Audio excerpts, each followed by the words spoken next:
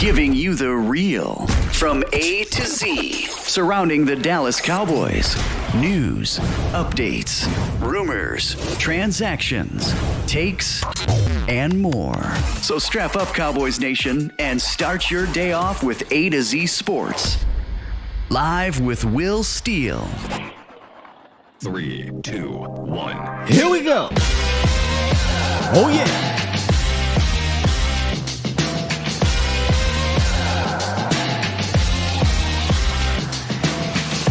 Good morning, good people. Welcome to A to Z Sports Live. We stream it live on YouTube. We on Facebook.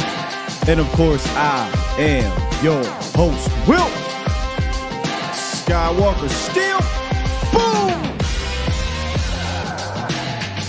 In the great words of Dwayne "The Rock" Johnson, fine. The Cowboys have set their roster. No falseness. We're going to talk about it. They have finally prepared themselves for the opening day game against the Giants. Pencils down, books closed. No more this or that and guessing. No. We've got it all. We'll talk about it. We're going to break down the final 53. We're going to break down the practice squad, and we'll also go inside of Trey Lance's first day with our guy, Patrick No C Walker of DallasCowboys.com. It's Thursday, so that means y'all get a little dose of science. So make sure y'all stay tuned for that at the top of the hour. But yes, indeed, we talk about the false roster a lot here. It ain't false no more. For right now, unless anything else happens, some catastrophic injuries or anything like that, the Dallas Cowboys have their team set for the opening game against the New York Giants. Are y'all ready, man? With that said, what's good, Bomb Squad? Bomb Squad! How we doing this morning? I'm doing fantastic. Little update on what's going to be happening today. Today will be the final show here, and then I will see you guys, I believe, Tuesday, because there is a holiday, Labor Day weekend. So if you are celebrating Labor Day weekend, if you're out from work or what have you, shouts out to you. If you got to work through it, shouts out to you as well. So today we're going to try to pack in as much as we can. And if you want to get in on the horn, you absolutely can call in 351-999-3787. I'll get to you guys after we talk to Patrick No C Walker, though, and we kind of review this roster. But lots to get into. Nah, PC. I'll give you all my life update, but lots to get into. So let's get into this roundup real quick. Cowboys got 2 new players. I want to briefly talk about them. And they lost somebody too. It's time! It's time! It's time! It's time! It's time! It is time for... It's time for the morning roundup. Round 'em up, boys. Let me talk to you. Let me talk to you, Cowboys Nation. So we figured at least 1, maybe 2 players would be signed outside of the Cowboys' 90-man roster. And that's exactly what happened yesterday. The Dallas Cowboys signed 2 outside free agents, one being offensive lineman Sean Harlow. Don't think there's any relation to Jack, but it doesn't matter. He's a veteran interior offensive lineman who's had some stints with the Atlanta Falcons, where Dan Quinn drafted him, by the way, Arizona Cardinals, and the New York Giants most recently in the preseason with the G-Men. Interesting here. Dennis Houston went to the Giants practice squad. The Cowboys grabbed a Giants player to put on their practice squad. So a little tit for tat there. So here's what happened with Sean Harlow this preseason. He played in all 3 interior spots, or just in general, really. But he played in all 3 interior spots, over 124 snaps, gave up 5 pressures, 0 sacks on 74 pass blocking opportunities. And most of his snaps came at center with the New York Giants. This guy's been around since 2017, so he's your veteran guy. And if I had to guess, once he gets caught up, I think personally he's going to be your veteran swing. They did re-sign Brock Hoffman to the practice squad, and we'll get to that a little bit later. But so I went and looked at what I didn't watch the film just quite yet. I didn't get a chance to get to that, but I just want to kind of see, well, what has he been up to across the league? Not the greatest last year with Arizona. He had 2 games where he gave up 6 pressures. Again, I'm not grain of salt because I haven't watched the film. I have to admit that. But when I see you gave up 6 pressures in 2 different games from the interior, don't like it. But Brock Hoffman, Sean Harlow, who knows? I know Brock Hoffman wasn't the greatest in preseason. He's going to be back on the practice squad, and let's hope he continues to get better because as we'll detail here in a second, the interior is still, the depth on the offensive line is still something of a bit of a question mark, for being completely honest. The other guy that they signed outside of the organization is defensive tackle, and I'm hoping I'm saying this right, Willington Prevlian. I'm not gonna lie to you. When I saw the name Willington Prevlian, I immediately thought this could have been like a character from WWE in 1990s or something like that, like William Regal type dude. And then I see with Willington Prevlian. I'm trying. Saw what he looked like: 6'5", 285 pound defensive tackle, essentially a 3-tech. And we were talking about how there wasn't a pure 3-tech behind Oso Digizua, right? And now look, he's on a practice squad, but now this guy is kind of your pure 3-tech, and we'll see how he develops. Here's what my guy Jonathan Owning had to say about him. And when it comes to trenches, I listen to him, I listen to Duke, I listen to these guys. He said, quote, "Just went through his preseason snaps, and I see why Dallas is bringing him over. He's a 3-tech who has some juice. He shows impressive lateral quickness and has good hand technique rushing the passer." So those are the positive things said about him. Again, have not dug into the film just quite yet. Maybe at some point, if he gets called up, we'll take a look. But right now, he is also part of the practice squad. So there you go. Sean Harlow and Willington P. That's what we're going to call him. Crazy name, Willington. Willington P. are on the Cowboys practice squad. They rounded out. But Dallas did lose Isaiah Land. And shouts out to Landlord, because I think one of his titles on his thumbnail was "Losing Isaiah." That's hilarious if you've seen the movie. The movie ain't hilarious. The movie is kind of crazy. But the title is funny. So, look, I'm not going to spend too much time on this, but it sucked, because we all went through this yesterday when it happened. We were hoping that Isaiah Land would be the guy that would make it through the waivers. I had my doubts. Y'all know that from the rip. Weeks ago, I was saying I don't believe he'd make it through waivers. We hoped, though, right? Once he got cut, you were like, we hope. We lived on the hope creed. We should have been living on the wish creed. 4 and 5, but we didn't. We lived on the hope creed, and Isaiah Land got scooped up and claimed by the Indianapolis Colts, and we'll wish him the best of luck. It was always going to be tough for Isaiah Land to actually see snaps this season, barring injury, because of how deep the room is. But when you go beyond 2023, I think he could have had a home here, a place here for the Cowboys in the future, given how you look at the room, right? Where you got guys like Dorrance Armstrong on a 1-year deal. You got Fowler on a 1-year deal. D-Law's getting up there in age, right? So I think he could have fit right in. But wish him nothing but the best moving forward. Shouts out to him and his family. But it sucks. It sucks losing a guy like that at a money 5 position when I believe there were a handful of other guys I probably would have just let go to retain him and try to see if they made it through waivers or whatnot, or bring them back on the practice squad. But as my guy would say, it is what it is. It is what it is. It is what it is. Now, speaking of roster spots, we briefly touched on it yesterday, and then it was official some point in time during the show. But the Cowboys did open up 2 roster spots on the 53-man roster by sending Nahshon Wright and Matt Waletzko to IR.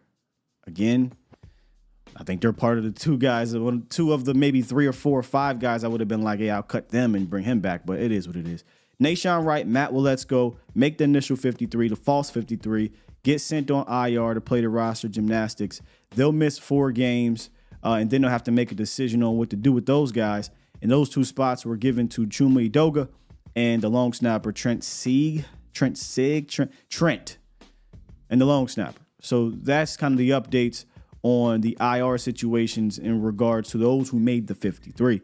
And again, eventually, I promise y'all, we're going to get our guy Dr. Booth to be on here to talk about that, because these injury spotlights are interesting. I want to know more about some of these injuries from a doctor who has performed these type of surgeries and has dealt with these type of injuries from athletes. So that's today's injury spotlight, brought to you by OSMI.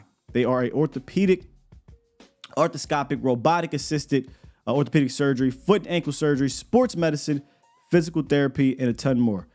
Their team of orthopedic specialists have offices in Fort Worth, Decatur, Mansfield, and they provide state-of-the-art orthopedic care to the North Texas area. So when it comes to medical care, you and your loved ones deserve the best possible experience. So schedule a hassle-free appointment today at osmifw.com or give them a call, 817-529-1900.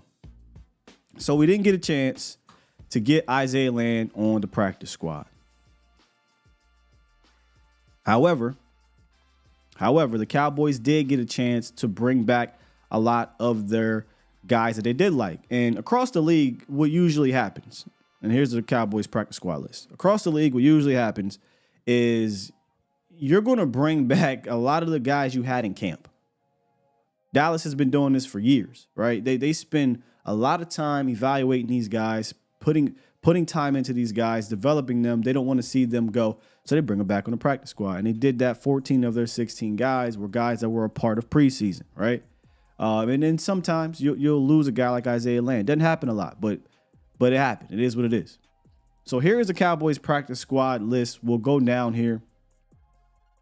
And I want to start with CJ Goodwin, one of the guys we figured could be given the old wink wink because he's a vested veteran.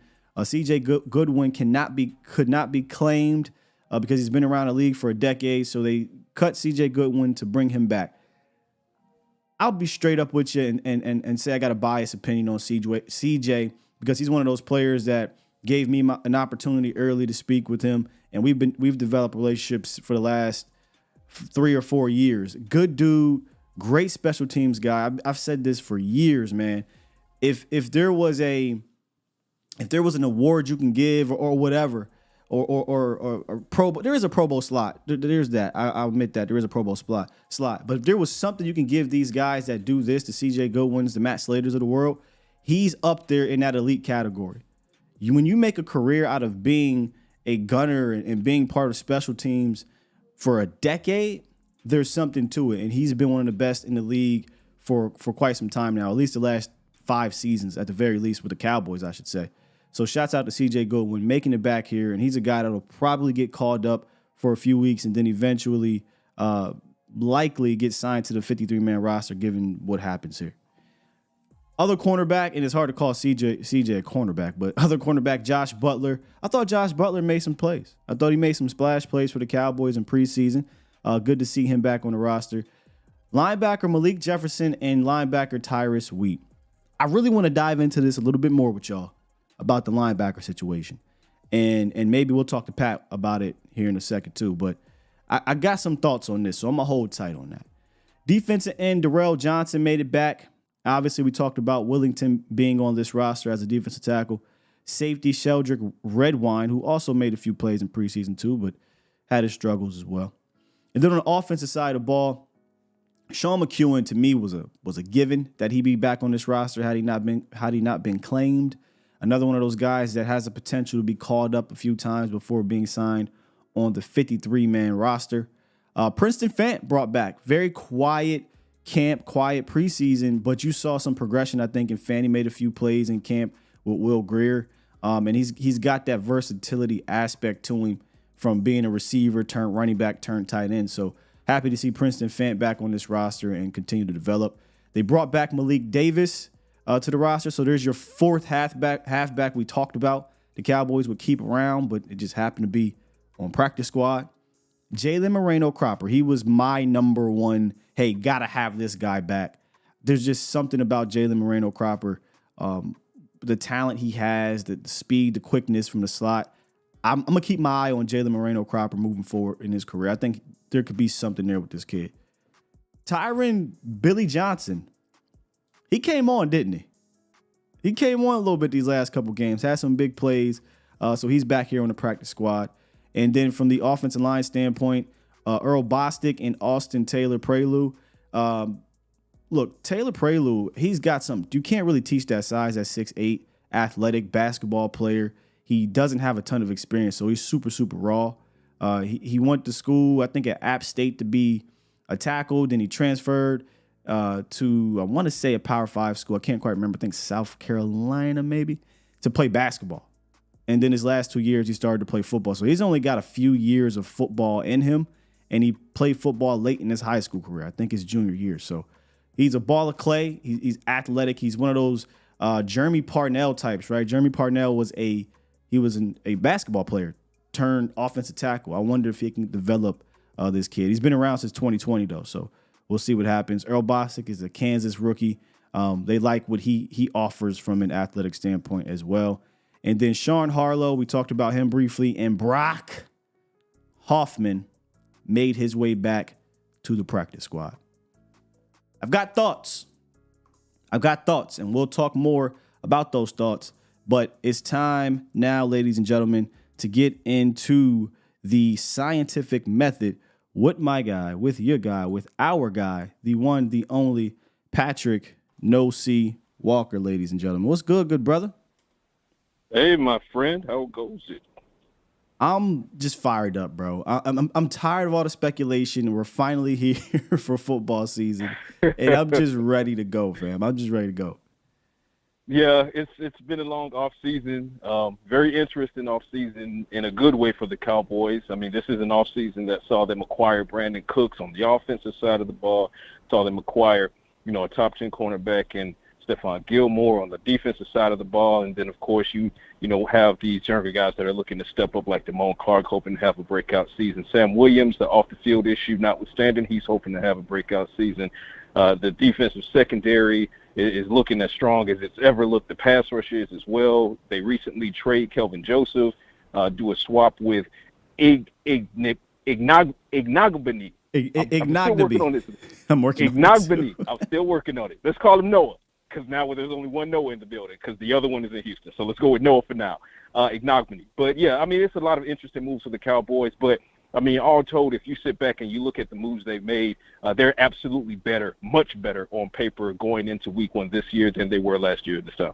100%. And I also think they got better at a specific position that I want to give you flowers real quick. I know we don't got to spend too much time on a specific article, but I have to do this because I thought it was one of the most insightful and real articles that have ever been written on .com. And it was the article about Jordan Lewis. You kind of took us inside the human side of that player and what pertains to this sport and football. But you also gave us insight on his progress as well, Pat. So you've seen him out there at practice and you've been keeping up with him from a mental and physical standpoint. What's it looking like for J. Lou heading into week one, if you don't mind sharing with us? Yeah, well, right now he's on track for week one, but put an asterisk next to that simply because the Cowboys do need to wrap up Jordan Lewis. Obviously, it was a span of 311, 312 days between him taking any type of football snap against competition because of the broken foot. And though we label it as a Lisfranc injury, and speaking with him over these past several months, as it turns out, it was actually worse. In his words, he said his foot was shattered, which is mind-boggling when you consider that occurred on an interception and he still got the interception. That tells you the kind of dog that Jordan Lewis is as a player. Keep in mind, folks, this is the same Jordan Lewis that during the Chris Richard era couldn't get on the field because he was 1 inch too short, right? But then when he finally did get on the field for Richard and Marinelli, he was arguably the only playmaker, the only ball hawk for the Cowboys defense in the pre-Trayvon Diggs era. So having him back into this fold as a player is huge, because if he can get back to prime form, and it looks like he's on track to do that, I mean, you're talking about your top 4 cornerbacks. This is without argument, the best top 4 cornerback rotation in the entire league if Jordan Lewis gets back to prime. Now, as far as the human aspect of it, in speaking with him, he had some down moments over these past several months, and me being a massive mental health advocate, I did what I could to kind of help him keep his head up and say, hey, just keep going. There's sunshine on the other side of that dark cloud. You just got to keep going, because if you stop, you'll never get there. But there was something that Dan Quinn said that jumped out to me at training camp when I asked him about Jordan Lewis and the level of praise he had, not only for him as a player, but also for him as a locker room leader, a member of the team's leadership council, a mentor for guys like DaRon Bland. Because keep in mind, one of the reasons DaRon Bland, there are several reasons, but one of the reasons DaRon Bland had a breakout rookie season was because when Jordan Lewis went down, Jordan Lewis didn't completely seclude himself as far as not helping out the young guys. He was helping coach up DaRon Bland in that nickel spot. So if you're loving what DaRon Bland was doing last year, then by default, you're loving that Jordan Lewis is on this roster. But there did come a point where Lewis got so down and kind of depressed and had mental health struggles in trying to, figure out his way back from this injury, because it's the worst injury, most devastating injury he's ever suffered. Dan Quinn said that he stopped replying to texts. And I've been there. As a man, as an adult who's been through tragedy, I get it. I know where Jordan Lewis was in that instance. But for Dan Quinn to then, get with Joe Witt, to get with Al Harris, to get with some of these defensive players, and literally show up at Jordan's front door to force him to remain connected emotionally and mentally, that, Jordan Lewis said, was the turning point in his rehabilitation. That's what put him ahead of schedule in his rehabilitation, because in his words still, he said, for those guys to fight for me the way they did made it easier for me to go out and fight for myself. So that tells you the culture of this team. That tells you at the same time how these are humans. And I know we get into the analysis of it all, and but throughout the good, the bad, and the indifferent, at the end of the day, these are still human beings going through things. And I felt like that side of the coin needed to be framed appropriately for everyone to understand not only Jordan Lewis's value to the team as a player, as a leader, but also in his ability to bounce back mentally from such a devastating injury. Yeah, and like I said, I appreciate that, because we joke a lot. We often look at these players as just numbers and roster spots, but there's a real life human aspect to it. And J. Lou was going through that, as a lot of players actually do that. But J. Lou, to share that with you and for you to share with us, I think was fantastic. Now, from the football side of it, one last thing on this J. Lou thing, with Kelvin Joseph kind of transitioning into the slot, and now he's obviously traded for Noah. Is that kind of a sign that they're confident that J. Lou can be ready and ready to go to provide you that depth at the nickel spot? Because that's what Kelvin Joseph was going to do. 100%. And, we've talked about this over the past several weeks. I talked about it on 105.3 FM The Fan. I've talked about it on Cowboys Break. I've talked about it in articles on Twitter. I've talked about it everywhere that I have a voice. And the fact is that Jordan Lewis is, in fact, and has, in fact, been ahead of schedule. He even told me at some point during training camp, if the Cowboys had a game in July, he could have played in that game. That's how ahead of schedule he was. So for anyone to have too much concern, I'm not going to say you shouldn't have any concern, because he's coming back from a devastating foot injury. Cornerback, obviously, it makes sense that you'd have some worry there and wait and see where he goes. But to presume that he's not ready to practice and he may not be ready for week one, that's completely off base. And the Cowboys know that. They have, arguably the best medical staff in the league. You've seen what Britt Brown and the staff has done for several other players. Talk about Damone Clark last year. Talk about Jalen Smith ever touching the NFL field again. So for that staff to look at Jordan Lewis and say, you're ready to go, it's clear he's ready to go. He's running full stride. He's running full speed. He's doing the cuts. He's doing everything he needs to do physically. So 100% he's fine physically. Now comes the mental aspect of lining up against competition and, like he said, quote unquote, feeling football again. So he just needs to feel his way into it. Cowboys are going to ramp him up, but obviously he's the better option, because even an 80%, 70% Jordan Lewis is better than a 100% Kelvin Joseph. I mean, let's just shoot straight here, okay? And then Eric Scott, obviously I'm high on Eric Scott. You know that. I picked him as the potential steal of this draft, but he's not ready yet in the aspect of, can he step in and be CB4? Maybe in pockets, but over the long term, Jordan Lewis is your best option there. So ramp him up, let Bland be the starter to begin the season, and then feel things out from there. And maybe Bland ends up being the starter as the season goes on, but Jourdan Lewis is an impact rotational guy. I don't care how Dan Quinn does it. The fact you have those two guys plus Gilmore and Diggs, I mean, you couldn't smile bigger. 100%, man. And another guy who got their first crack at things out there was newly acquired quarterback Trey Lance, former top 5 pick for the San Francisco 49ers. And he got a chance to speak with you guys a couple days ago, if I'm not mistaken. And he was out there for his first shot at practice. McCarthy, he spoke a little bit about it today at this early morning press conference. We'd love for you to give us some insight on that as well. And you got a chance to take a look at Trey Lance out there in his first day. So kind of your thoughts on Trey Lance being here and getting acclimated with the team. Well, anyone who says, who gives an actual take on what Trey Lance looks like in practice right now is lying to you, because the open portion of practice is only 15 minutes, and that's quarterback drills and a little bit of stretching. So I'll base it upon that only.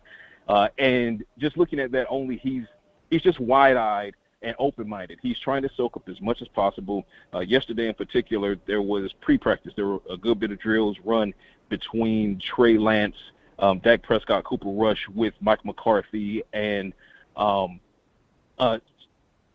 Jeff, the quarterback's coach. Scott Tozing. Yeah, Tozing. Tired brain. Sorry, y'all. I've been on it all week. I got you. But so Mike McCarthy and Tozing, they were actively helping him with technique, which I found very interesting, because it wasn't that they were simply watching him go through drills. They pulled him to the side, and you saw McCarthy himself doing mock techniques as far as 3- and 5-step drops and release on the ball. So they're really all in on trying to develop Trey Lance into, hopefully, worst case, one of the best backups in the league. And then if he improves better than that, then, of course, maybe you have a trade situation a la Bill Belichick, Jimmy Garoppolo, where you can get a 3rd or 2nd round pick down the road. But number one, first and foremost, this does not impact Dak Prescott's contract status. Dak Prescott is the quarterback, and Dak himself was very active and very verbal in helping Trey Lance in practice, in the drills, sharpen himself up. So right now you can tell the difference between where Dak Prescott is in his career, where Cooper Rush is in his career, and where Trey Lance is, just by the drills, because there was not a lot of confidence just yet as Trey tries to figure some things out. But I also attribute that to just the newness of the situation, and he's trying to learn as much as possible. So give him some grace, give him a lot of grace, because this is going to be a developmental project that may take 1 or 2 years. That's so interesting that you talked about some of the details in their steps, really, because it was Mike McCarthy I heard this morning talk about, just working with his footwork. He didn't even talk about installs. He didn't talk about plays. He said, hey, we're starting at step 1 with his footwork. And that takes me back to when McCarthy was talking about, hey, we want to get better across the board in our QB room doing the footwork things, because we're trying to mirror that with our run game. So, obviously things can look the same. So, yeah, we're talking about a very early stage of Trey Lance. And then we're hoping, right, by sometime in the middle of the season, we have that trust of him to go out there, if he needs to go out there, to be a backup quarterback and give you a little bit more than QB2 at the moment. But I think we're a ways away from that. Yeah, and we are quite a ways. Right now, there's no challenge to Dak Prescott with Trey Lance being here. There's not even a challenge to Cooper Rush. Cooper Rush is the QB2 for 2023. The only thing Trey Lance can come in and do is learn as much as possible, develop as quickly as possible, and best case, he creates a conversation in December or in the playoffs if Dak Prescott, knock on wood, were to suffer an injury, which of course we all hope doesn't happen. But that's best case scenario. Otherwise, the expectation is that he's challenging Cooper Rush outright for 2024 training camp and not a moment before. Indeed. So we got 3 quarterbacks on the 53-man roster for the first time in a long time, actually, for the Cowboys. But here's the thing about the roster. I want to ask you here. Any surprises for you, and who on the practice squad do you think will get called up fairly early in the season here? Well, one of my biggest surprises was the Jabril Cox move. Okay. And the reason being is, yes, he cooled on the back end of training camp, but he had a strong OTA, strong mini camp, strong first half of training camp. And then if the conversation was to potentially move on from Jabril Cox because you like what you saw in Devin Harper, and you like the potential of Malik Jefferson before he suffered the foot injury against Jacksonville that took him out. He's now on the practice squad.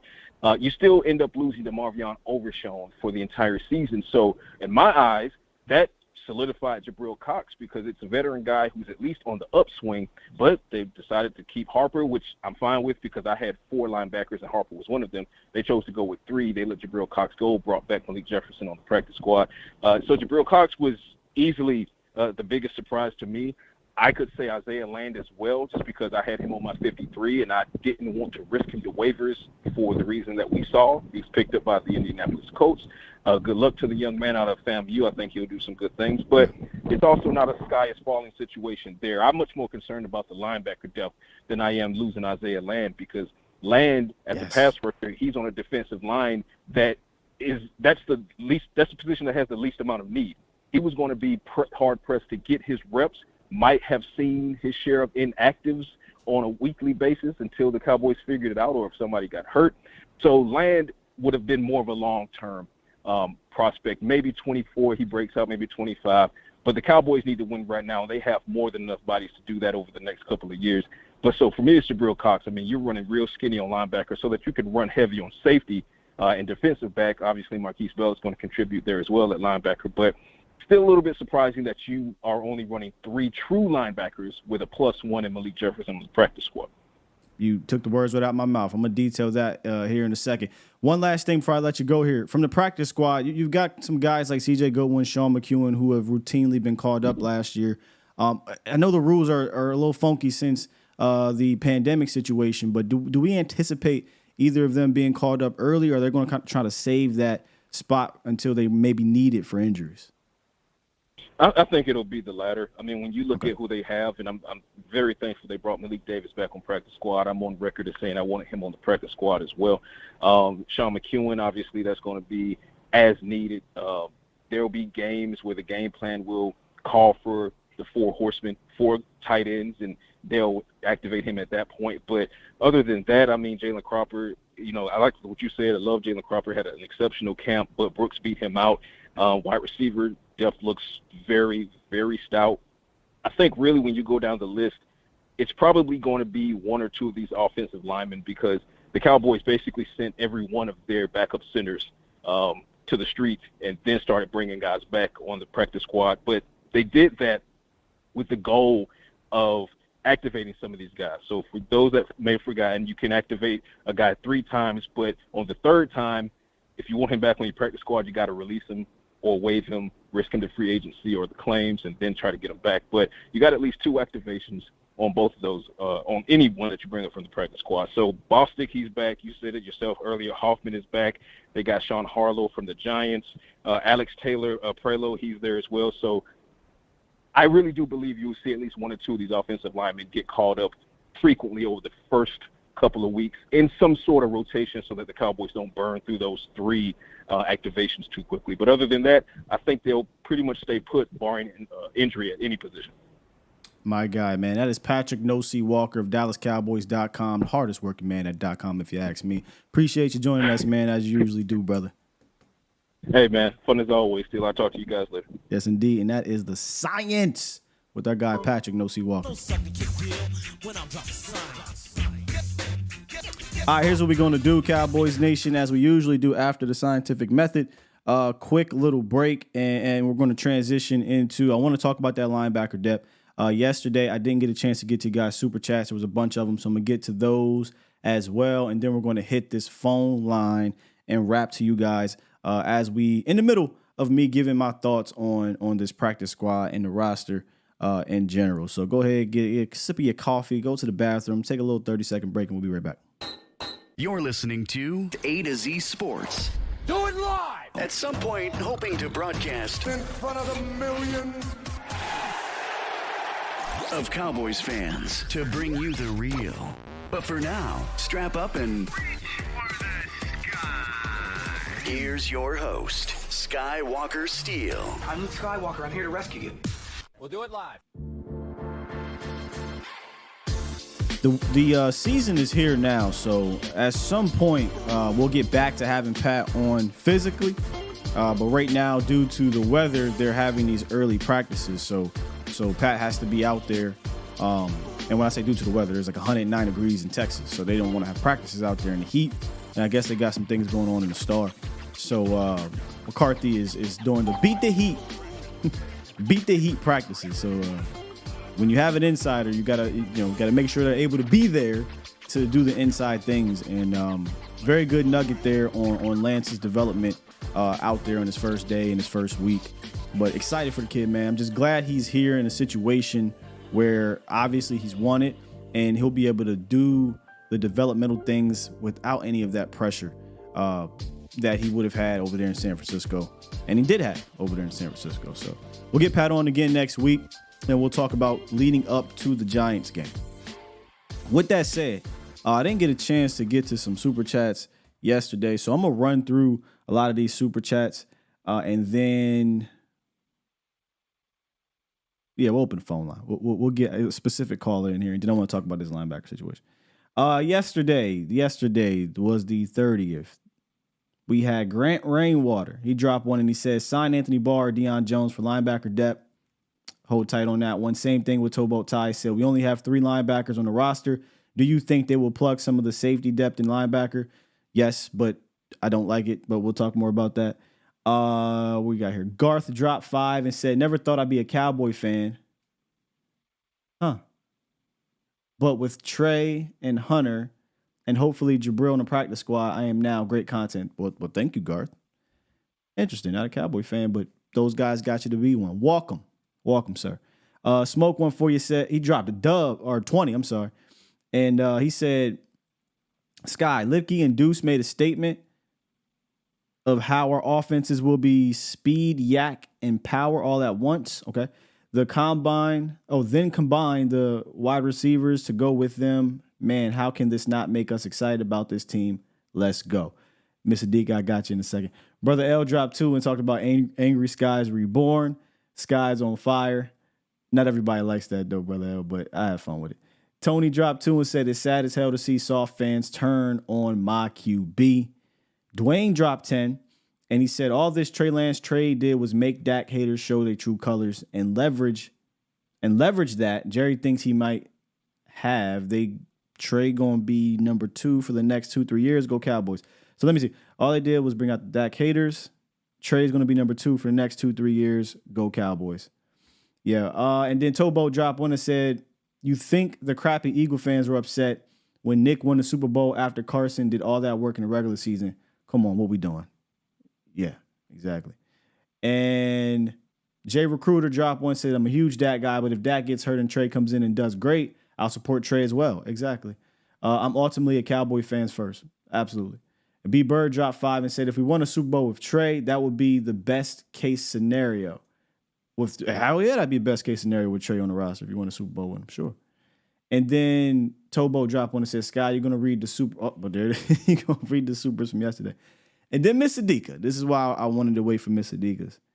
Because she said, these folks in the chat room, to me, just like they're hard-headed. I'm going to just say that.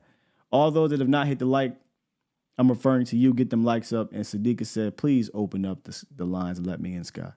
Well, Miss Sadika, the lines are open and the floor is yours. And I am here. Ha, ha, ha. I was on speed dial. Are you sure was? You was the first one up in here. How you doing this morning? I surely was. When Patrick came on, I called in. Good morning, chat room, and how the hell are you all doing?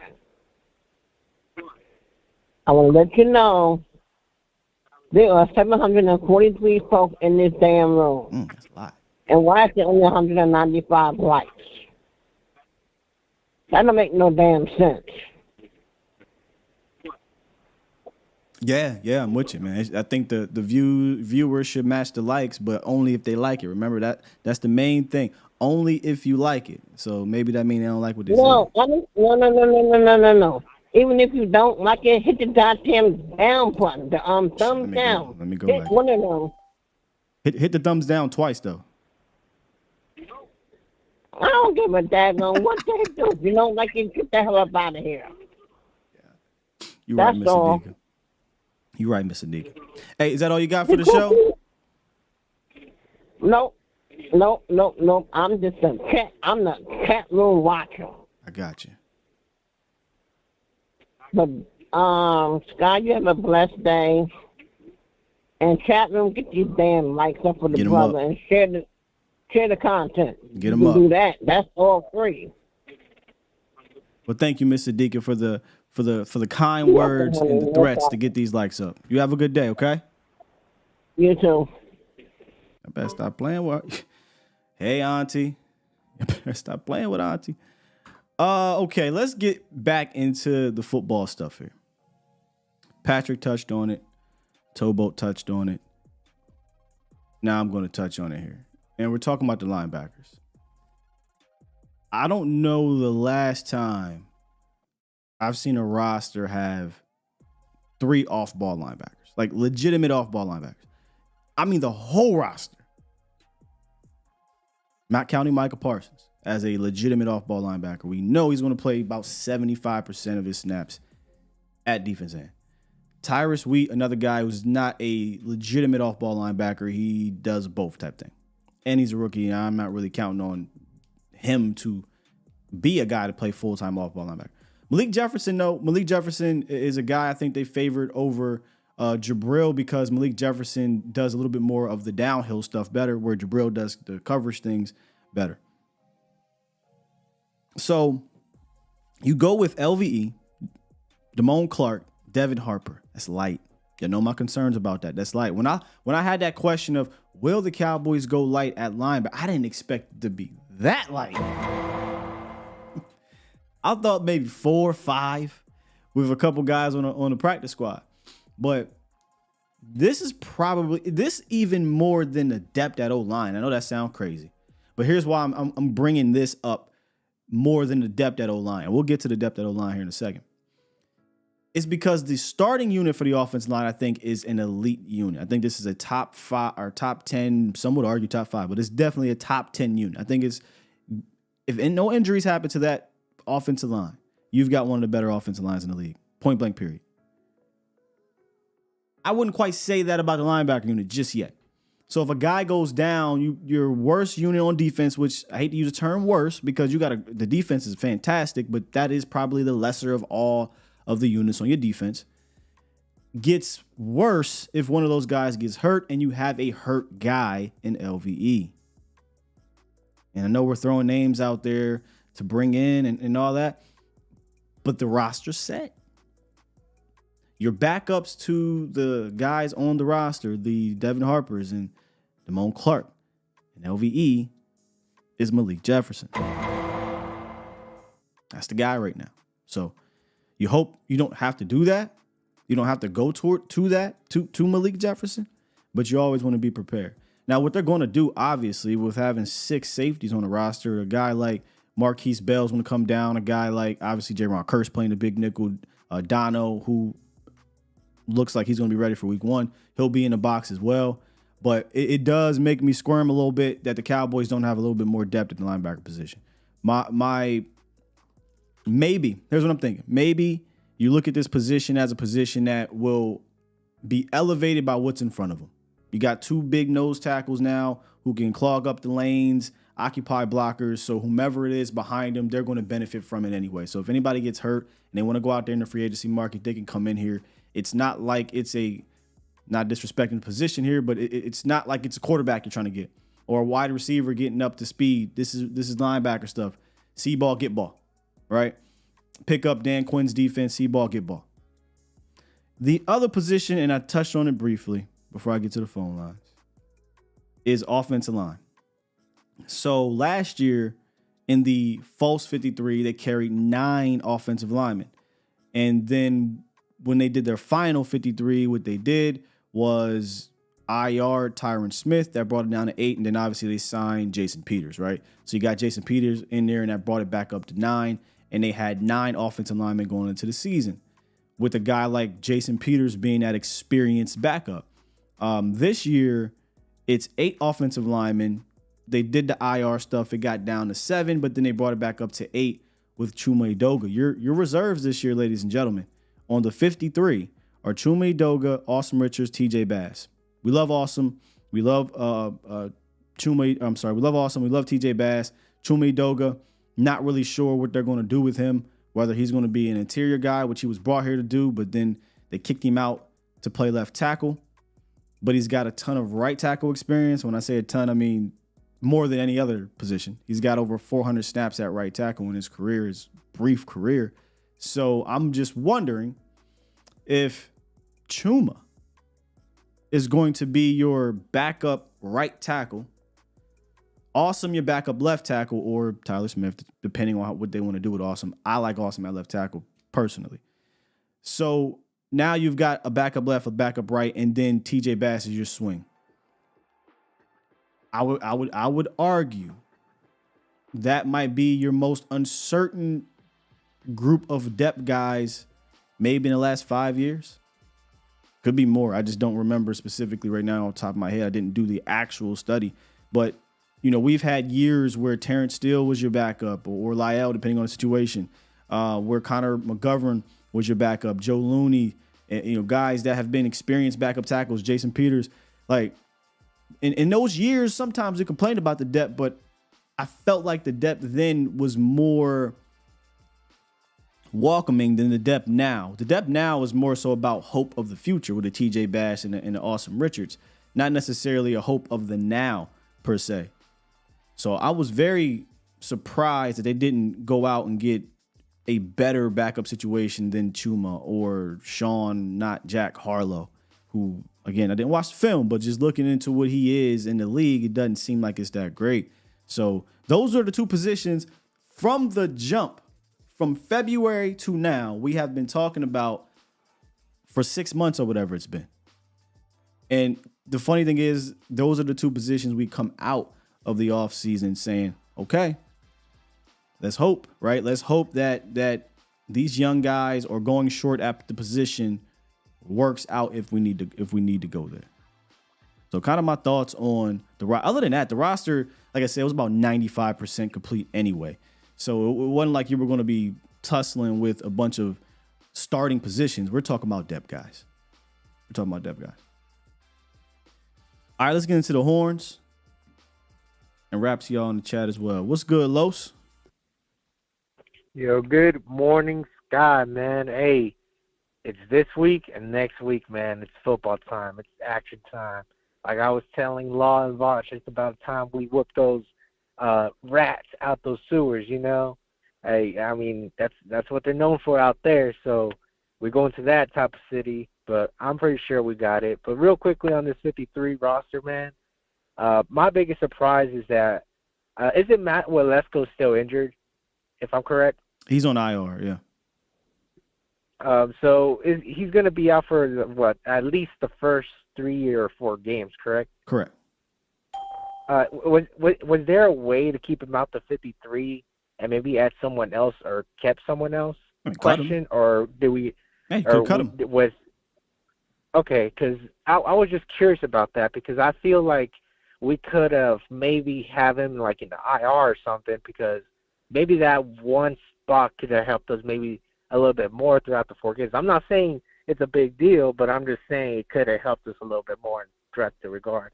But another surprise for me was that safety Thomas we kept, and Wanye, yeah, that was a surprise. There's a big surprise, and I do like the player, but I don't know if like I told you, Sky, and Dan Quinn I trust. So if Dan Quinn is going to use him like a special teams guy or defense out there, a rotational piece, you know, I'm all for it, because you know we can never have too many bodies on this football team. And that's all I got for you this morning, Scott. I'm not trying to take too much of your time. But, hey, let's go Cowboys. Let's go whoop those Giants. And it's going to even feel better, because one of my homies, he's from New York. So, you know, I always tell him, hey, September 10th, man, I'm just ready to, you know, you catch your tease right there, man, because, hey, it ain't my fault. It ain't my fault that, you know, Micah Parsons is going to, you know, whoop Daniel Jones' ass. You know what I'm saying? But, hey, that's here and there, man. You have a great morning, too. Salute.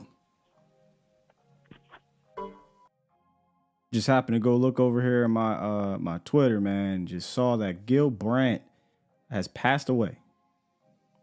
Cowboys legend, football legend, if we're being honest. You want to know why things are done the way they're done from a draft standpoint, you can thank Gil Brandt. And he was going. He was on the radio all the way probably up until he fell ill here. But, man, I'm not going to read the whole entire thing from Jerry Jones here, but this comes from, I believe, the Cowboys organization and Jerry Jones' announcement from the passing of former Cowboy great Gil Brandt. It says, "We are so deeply saddened by the passing of Gil Brandt, a true icon and pioneer of our sport. Gil was at the very core of the early success of the Dallas Cowboys and continued to serve as a great ambassador for the organization for decades. Beyond that, his contributions cemented his spot in the ring of honor. He's my friend, a mentor, not only to me, but to countless executive coaches, players, and broadcasters across the National Football League, which rightfully earned him a spot in the Pro Football Hall of Fame." Yeah. Tough one. Cowboys been dealing with some tough ones over the last couple seasons here, but rest in peace to Gil Brandt. What's good, Marcus? Hey, Scott, good morning, man. Happy early Labor Day weekend to you. Yes, indeed.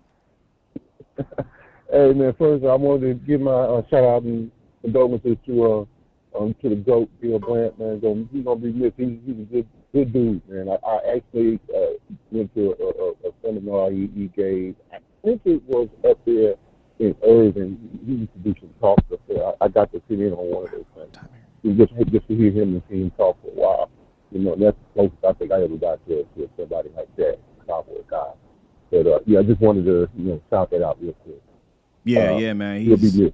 I don't know that we have the success we have without Gil's innovation and, his combine and draft ability and going out and getting, guys from small schools. And, yeah, man, just a great – he's a Cowboy great. It is what it is. If you're a young fan – you should know who Gil Brandt is if you do your history about this team. It's impossible. It is impossible to dig deep into Cowboys history and not come up with Gil Brandt during the Tom Landry early era. Yeah, exactly. Him, Tom Landry, Tex Schramm, those guys built what we all sit here doing today. So much respect. And again, Gil Brandt, all the respect, much love, and rest in peace. One thing, man, I know you guys talk about Power 5 positions and the pass rusher because of the focus on the quarterback is the elite one. And I know, we know what Isaiah Land could do because we watched him do it. You could see specifically the guy could be innate. But I guess it comes back down to what's more important to have. Is it more important to have the pass rusher or is it more important to have the interior guys that can occupy the line of scrimmage? And I know we talked about Isaiah Land, he probably shouldn't have been the one to put on waivers because he was going to be the one that wasn't going to clear.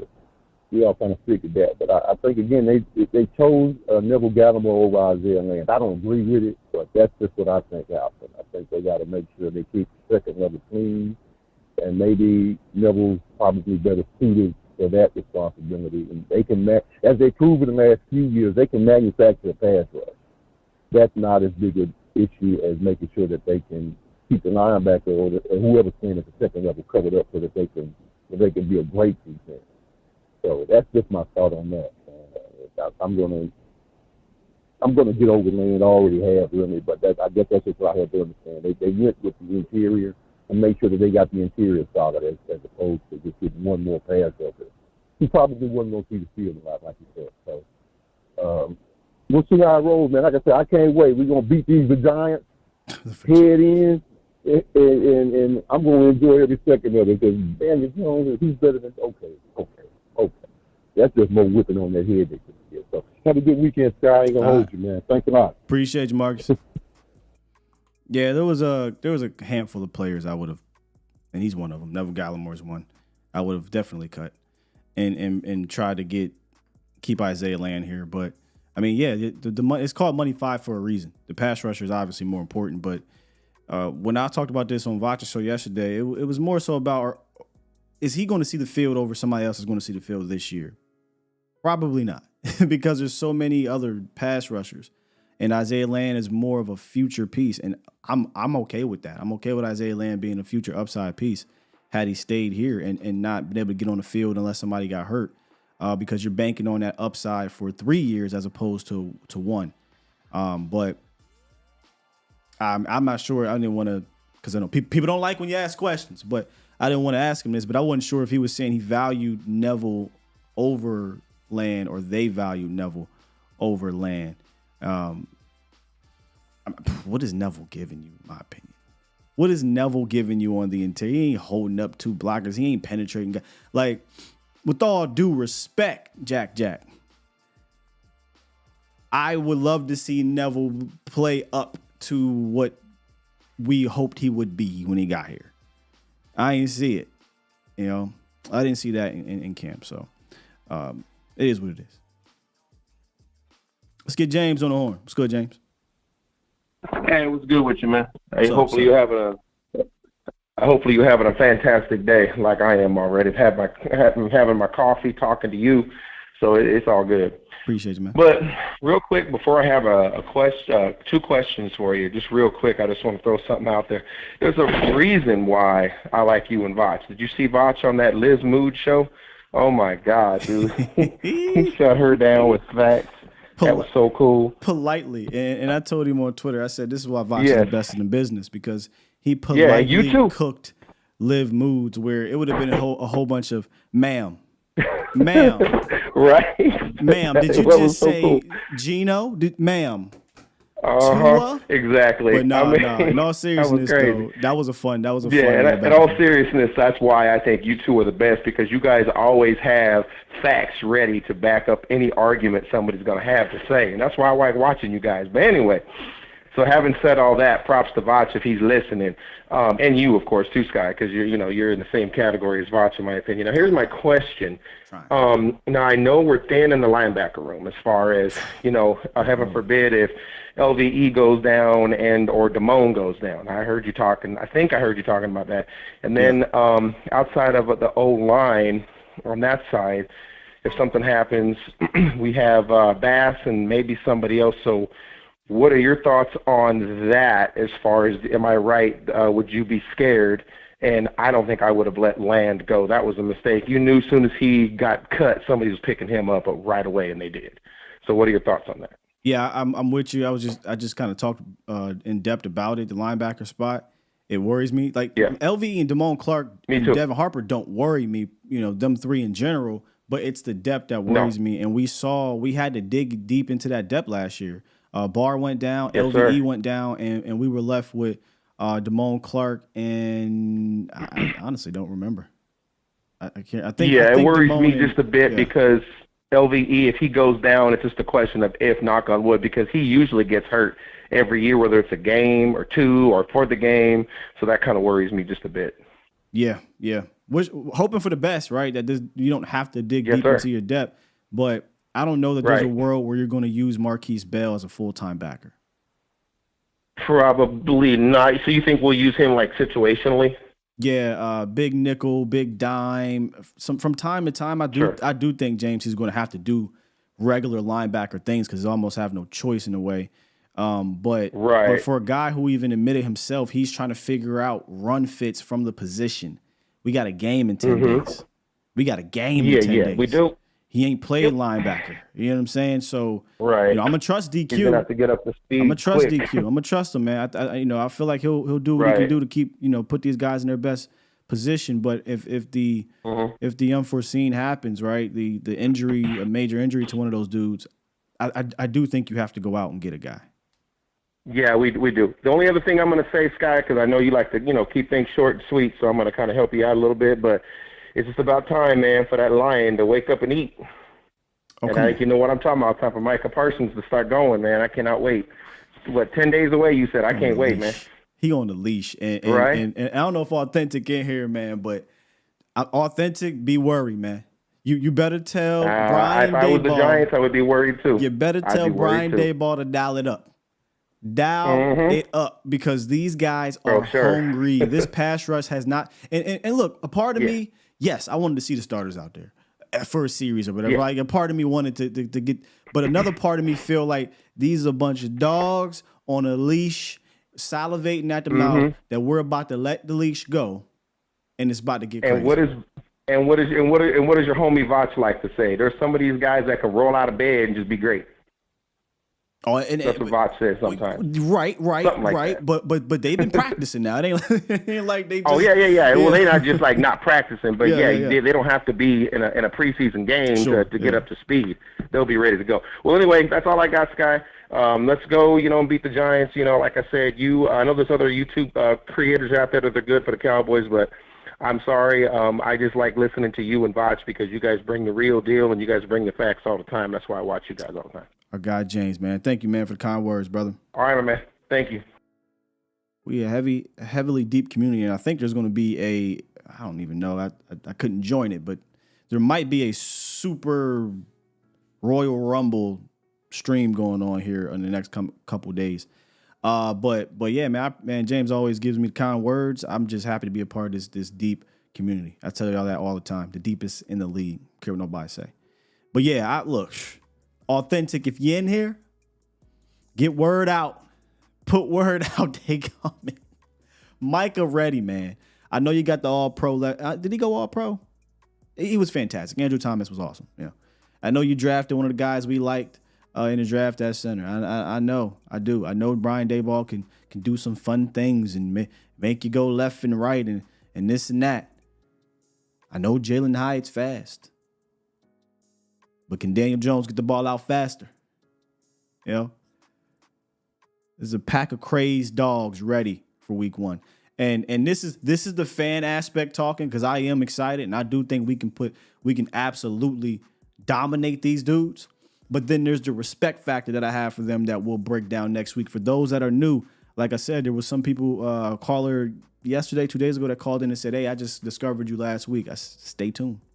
Stay tuned. We'll be breaking down the Giants likely Tuesday, Wednesday, Thursday. We do offense versus defense versus offense. And we'll bring out the film. We'll bring out see if we can find tendencies. We'll try to talk to maybe other creators or insiders from the team. And we try to do that weekly. So I'm really excited to get that going. So the fan in me, we're whooping y'all ass. I just truly believe that. But the football mind, the football fan in me, I do respect what y'all have done over the last year and a half, and we'll break that down and figure out where the Cowboys need to be wary of and what the Giants need to be wary of too. But that's next week. That's next week. No, sir, Gregory. I cannot go, unfortunately, to any games during the season because I work the games. I have to do the Game Day Lives, which we will be back doing that, me and Jesse Holly. Pre-game, halftime, post-game show. I'll have details for you guys likely by mid next week. We're closing on a place right now. I don't think it's going to be at Texas Live, but we still will be in Arlington. I'll let y'all know. In the words of the great Wyatt Earp, tell them I'm coming and hell is coming with me. Shouts out to AJ Torres for the $5 super chat. Oh, yeah, man, I saw your Twitter. Dog. You said you don't think the Cowboys are going to get the victory. And I think you said it was because they start off slow or something like that. Well, fortunately, they play a team they usually whoop. I would love for you to come in here. And put a wet blanket in. That's what you're doing right now. In all seriousness, if you remove the whole, and people don't like when I ask questions. Oh, I hate this. Well, if you remove the whole, well, we haven't won the opening day with Mike McCarthy, right? Like, why do you think the Cowboys will lose to the Giants? Like, why? Like, football reasons why. Not superstitious reasons, not, oh, well, opening day, we haven't won. I could combat you with, well, the Giants haven't beaten the Cowboys in 10 consecutive times. So I'm just trying to keep it on the football field. Football field-wise, why do the Giants have the better opportunity to beat the Cowboys? I just don't see it. Now, that's why they play the game. And I'm giving away my pick early, but I don't care. I think Cowboys are just much better than Giants, but really interested to know why you think the Cowboys can't beat them. 945, what's up? Man, what's good with it, man? I'm chilling, man. Who this? Man, this Bishop Kane, man, the real Bishop Kane. The real Bishop Kane. What's up, Bishop? Oh man, I can't call it, man. Shit, I was just tapping in with you this morning, man, and just picking up on a few of your points and the Kyler points. Like, to me, that Kelvin Joseph trade was really meaningless because, like, bro, we could have cut bro and kept the little homie. You know what I mean? Because he was gonna leave anyway. He was getting put off this team anyway. So that was just another person we could have just cut and kept Isaiah Land. We could have cut him for sure. Yeah. And then another thing is, I'm like, I mean, I'm wrong sometimes, and we all are, but I'm feeling like 80 to 75% sure, like, bro, that youngster Lipke would have made it through the waivers, bro. He only had one game. Like, he probably would have made it through the waivers. I agree. And I don't think any running back was claimed, let alone a fullback. Right. You know what I'm saying? But yeah. Right. And that's the part that's where I'm confused. But I do understand though, because Cowboy Nation in the NFL in general, we got a thing for the great white hope. So I know it happened like that. You feel me? I like, especially because they don't have that many in skill positions. So anytime you see anybody do anything average or above average of the lighter hue, people jump on that. You know what I mean? So bro really looked like Malik Davis to me after. He looked like the same thing Malik was going to give you, or old school Zeke. Zeke last year is the same player that he is right now. You feel me? Falling forward for a 2-3 extra. I give Zeke and Hunter that, though. Bishop, stop. Because it is a certain skill that it takes to fall forward and get 2-3 extra yards. Now, I will give you that. I will give you that because some people go down right away. But I will say he falls forward, so I give him that. But, like, I mean, dude not know all world talent to. We just seen one of the best youngsters. The two youngsters that's supposed to make it through for sure is Wanye Thomas and Isaiah Land. He ain't. You know what I mean? He not. But somebody say he ain't lying. Look, brother. He is one. I'll just say this and leave it at that because, boy, he got a cult following. And you know, it's crazy, but he's one of many other players that I think you could have let go and risk on the waiver wire to retain Isaiah Land. Yes, he's one of them. That's one part of it, Bishop Kane. The other part is I do think he will have a role here. I just have to believe that, and I don't think it's going to be at halfback. I think it'll be at fullback, and once we see that role, I think we'll be, for those that are not as excited because of what he did in preseason, which was halfback things, you'll regain that excitement because when he was brought to this team, I think we all thought he'd be kind of a Juszczyk-Kuhn mix, and I'm adamant that's exactly what he's going to be because there's no way he's going to be a halfback on this team. So let's just give him a shot, man. And you know what, Will? This the part that I wanna let be known. Like, cause I called you and Voch like a couple days before that last game, and then Hunter came out of nowhere, and I was like, bro, what happened to the Hunter Lipke kid? And y'all was like, shit, we don't know. Ooh, and then he just came out of nowhere in this game. I want to let it be known, bro. I really like this dude coming straight out of college. Like, I like dude. Yeah. I like the potential that he got. I like everything about bro. The only thing I don't like about him is, like you said, when it comes to picking these roster spots, if we gotta play one the guy versus the other guy, then he definitely wasn't more important to this team than Isaiah Land. Whatever we think he's finna do, we could have got anybody to do that because just like the NFL love to put it on face, even though that I don't agree with it, but the running back position is not valued like that. I feel like it is, but you got some studs coming out of college every single year. It's undrafted dudes every single year that do the exact same thing. That's the new narrative. So I'm going to go with the NFL's narrative like, hey, man, running backs are dime a dozen, pass rushers are not. So it just made more sense for me to, like I said, the two youngsters that I feel like for sure showed out in the preseason that's not hurt right now was Wanye Thomas and Isaiah Land. Like, them two dudes, I was like, okay, we got to keep them. Everybody else, we'll see what happens. But we got to keep them. And they did right with Wanye. I give him that because Wanye showed up, and he showed me, like, okay, bro can be the next free safety. Bro got hands. You know, bro, even when he got beat, he came back the next play. And that's another thing I like when people learn from them. That's one thing you can say about Tyler Smith's rookie campaign.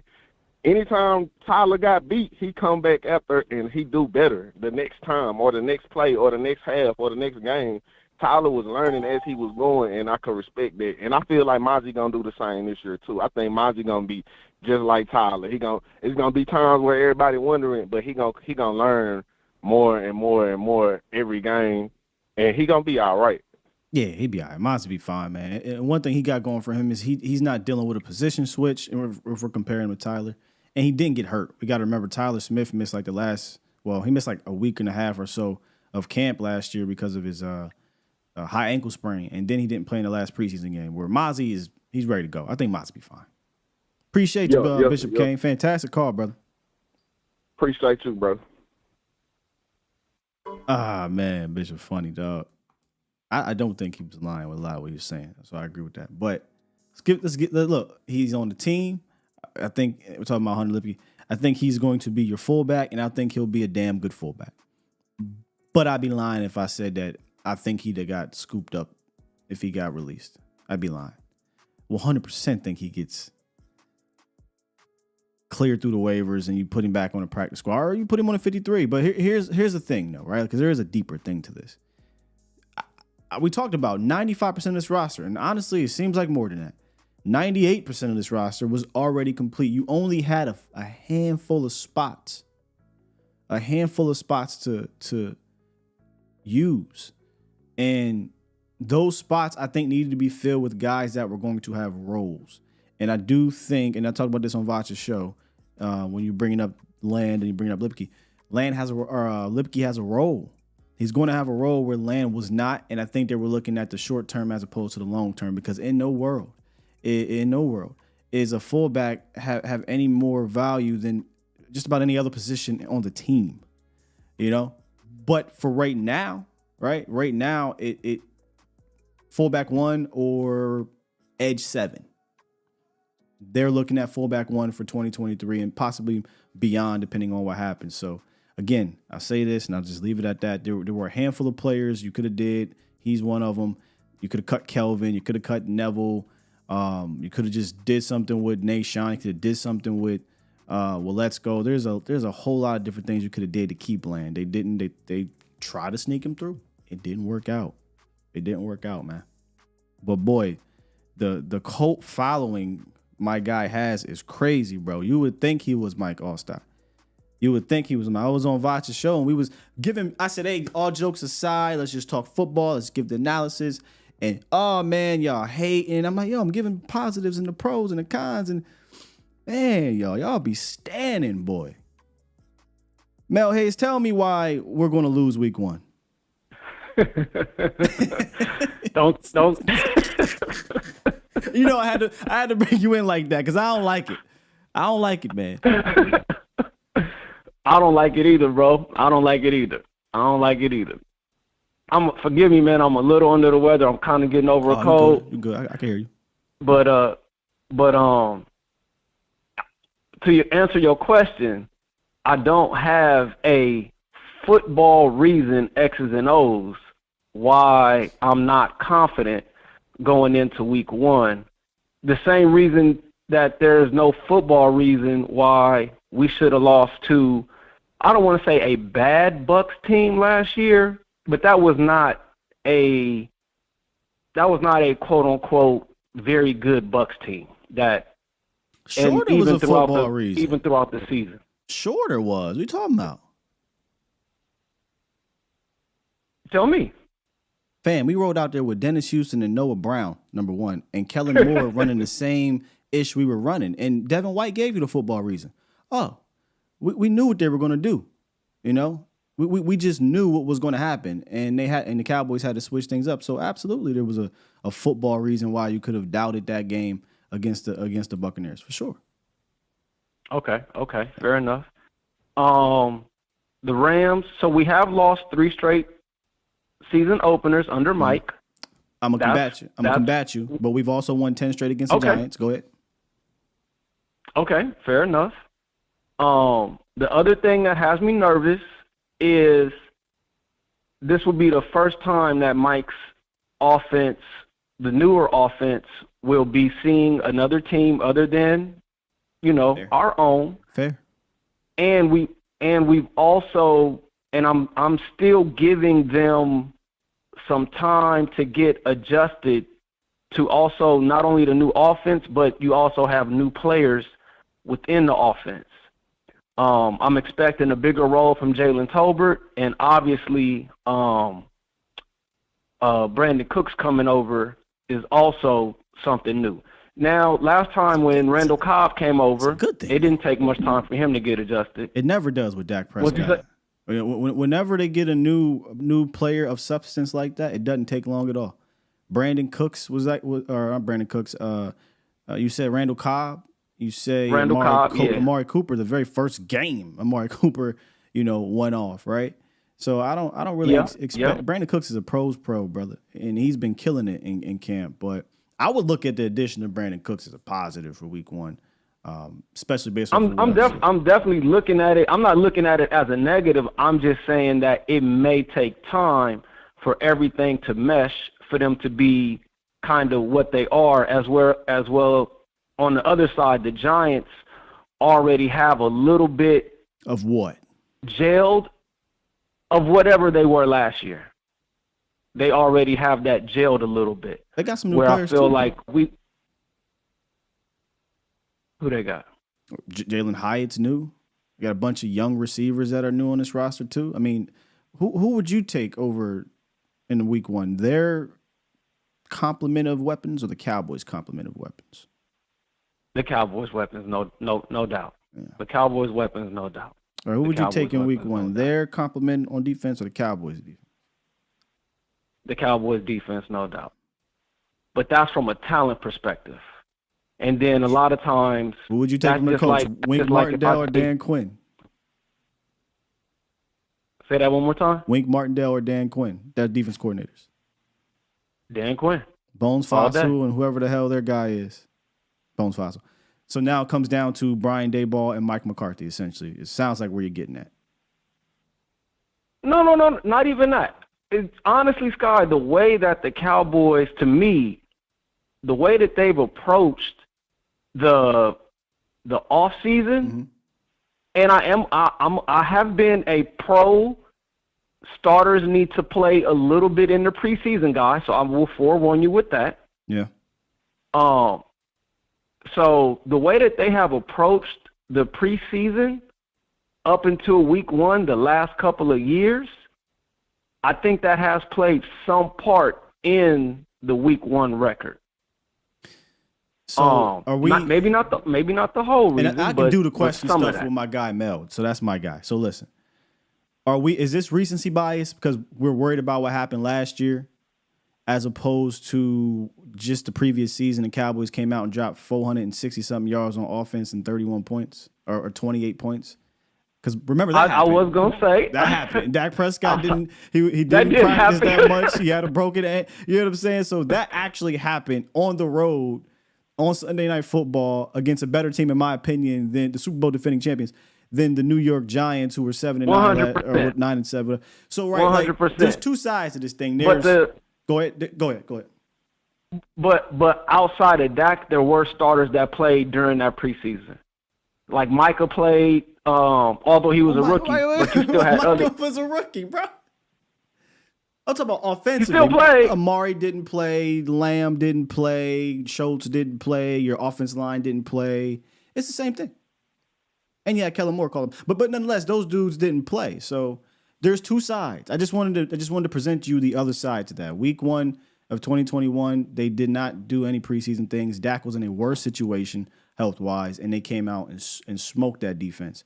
And the Giants' defense respectable as well. Like, I'm not going to deny that. But I just wanted to point the other side. That's all, Mel. I just wanted to let you know, like, no, that's totally fair.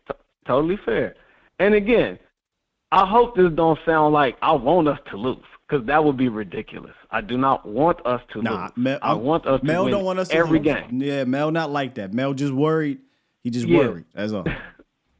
Yeah, let's just, now if you want to say I'm a little scared, that's fair, okay? I'll say, hey, I'm a little nervous about Week 1. I'm not nervous about the season though. Gotcha. I even said I've been on the same thing as you for at least the past 2 years. I need us. We can't finish this season going 2-2, and the 2 wins look a little, as we say, weird. Yeah. Right. Well, I don't want to finish the season 2-2, and the 2 wins look a little weird. Even like you were saying, like football. There's no football reasons we should have lost to the Washington people last year. I tell you this, it's just sometimes. Oh well, I mean they should even play. We want vanilla that game, but I'll tell you this about week 1. I think you always should be wary about it, right? Because there's no tendencies, there's no film. It's just kind of a crapshoot. There's barely preseason for anybody anymore. So just week 1 in general is weird. That's why I do think week 1 can come down to, do you got better dudes? Do you have better dudes on that day? Now, the bounce of the ball, obviously you got injuries that come into play. You got, penalties, all that stuff comes into play as well. But if I got better dudes than you in week 1, then I feel better about it. But look, week 1 is weird in general. So week 1 is weird in general, but you saying that made me feel a little bit better. I ain't gonna lie, because we got better dudes across the board. We got better dudes across the board. I think we got better coaching. We got better coaching across the board. I know we have better coaching across the board. I just feel a little bit iffy about the way that we have been approaching going into the season the last couple of years. It's just a little like, okay, of course we care about week 1. Of course we want to win every game. It's just something like, are we a little too lax? I think I know where you're going. I think I know what you're trying to say here, because I've had this weird feeling. And I'll give Voss. Even Voss said something. Voss was even like, "Why Dorrance Armstrong not playing?" And I'm not saying like necessarily like that I am picking on Dorrance at all, but I think my point in bringing that up was like, like Dorrance is going to be playing week 1. Sure. Like how. So you know what I mean? I'm wondering if you have this feeling of things are going too well. Yeah. Like yeah. Are things going too well, right? Like your defense is intact. They're having days out there at practice. All your heavy hitters are healthy. They hungry, right? Your offense is showing up. They're battling the defense. They're healthy. They hungry. You got all these new things. Just are going. Are they going too well to you that you just feel like the other shoe might drop? Is that what's happening? Oh man, don't say that. No, I'm not. I'm asking. This is just a question. I'm asking you because that's what it said. You said it's just it feels weird to you going into week 1. Is it because things are going? I mean, things are going well, collectively speaking, right? Things are going well. Things are going well. And I guess I'm almost like, TJ, if you and that's crazy. Here's the other side of that too, Sky. I might just be going, well, look, the last 3 years or the last 2 years we done lost week 1. We done also went on to win 12 games too. Yeah, I think that's been for quite some time too. Like if you lose week 1 for Cowboys, they usually go into the playoffs. When they win, they usually don't. But except 2020. I remember. I'm old enough to remember 2019, where we were smoking people for the first 3 weeks, and then missed the playoff. And I think I even prefaced in my tweet, Sky, I said I don't care about week 1 either. You should. It's a division game, bro.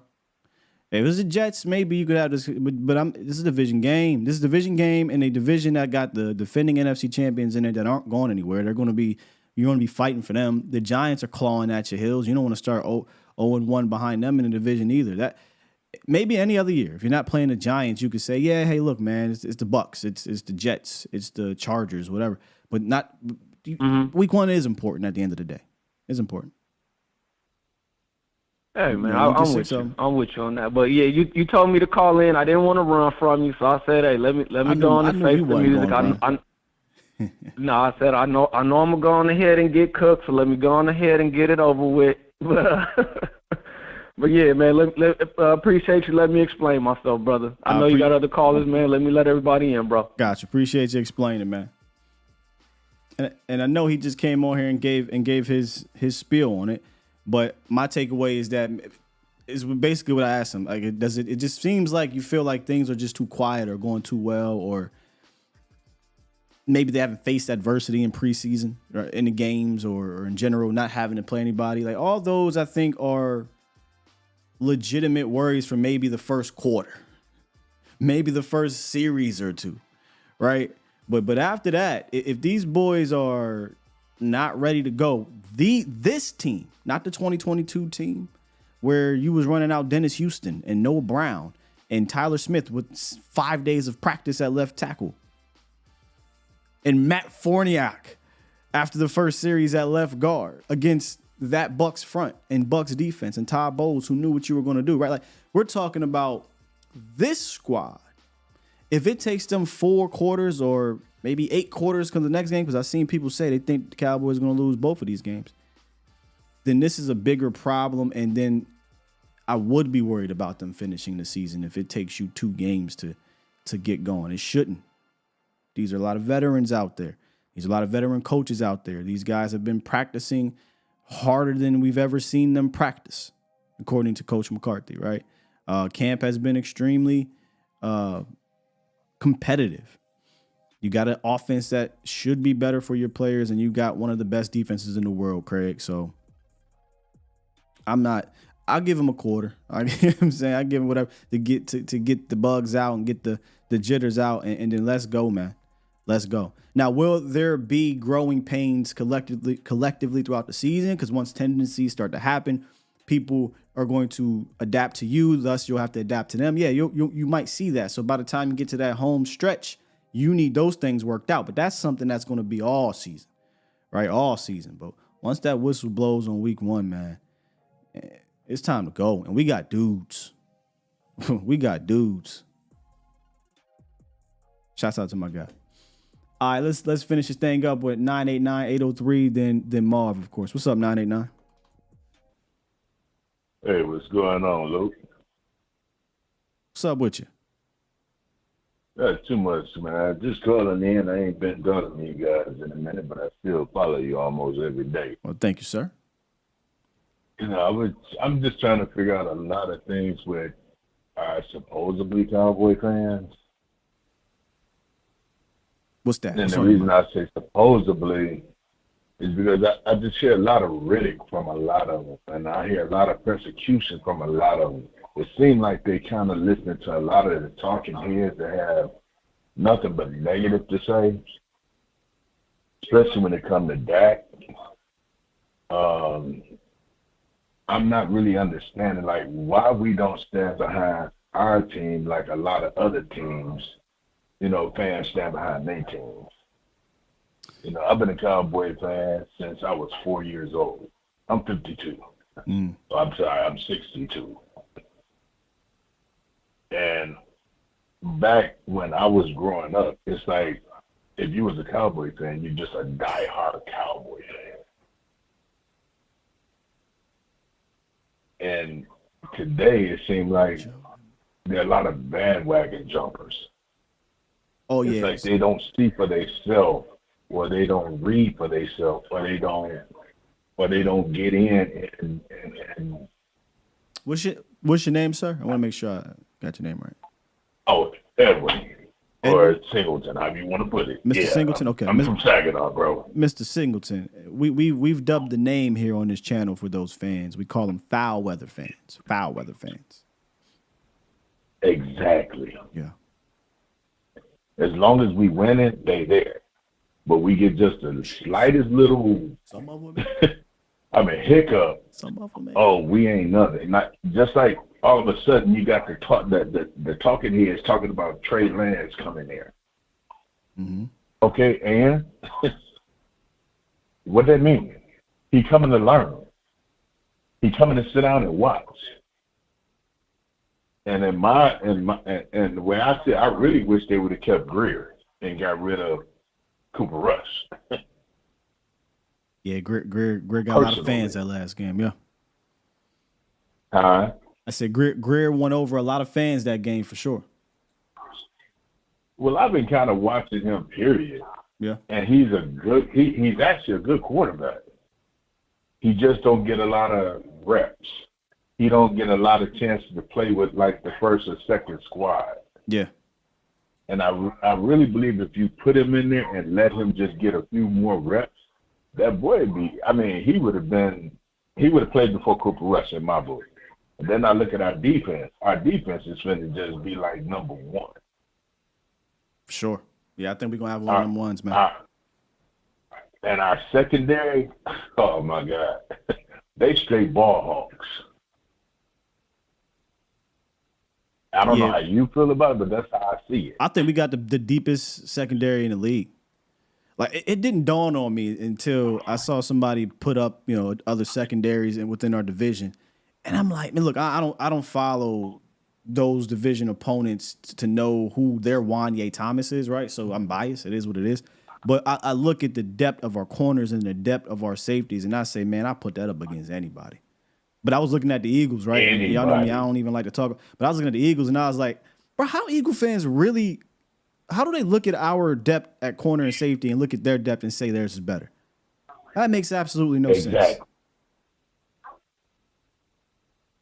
And that's the same thing. Well, I got a partner that's a diehard Eagle fan. And I asked him the same question. What parts you don't see? Y'all have no depth. Y'all got two corners that may be okay. Well, you got one that I do like. You got one safety that I like. But other than them two, there's nobody I really care for on your team. Yeah. Hey, Mr. Singleton, right? Yes. Appreciate the call, Mr. Singleton. Good stuff, man. I do want to elaborate a little bit on one thing you said off the phone, but thank you for calling, man. All right, my brother. Hey, look, we talk about that DB room. That DB room crazy. That DB room is crazy. I'll put Dono against anybody in our division rival room. Anybody back there. That's Dono. I ain't even talking about Trayvon. I ain't talking about Stephon Gilmore. Anyway, I put a tweet out yesterday. He was talking about Trey Lance, and I don't even know if this was yesterday. It was yesterday. I said, I'm still baffled with the negative spin with trading for Trey Lance. It's such a win-win for him and this team.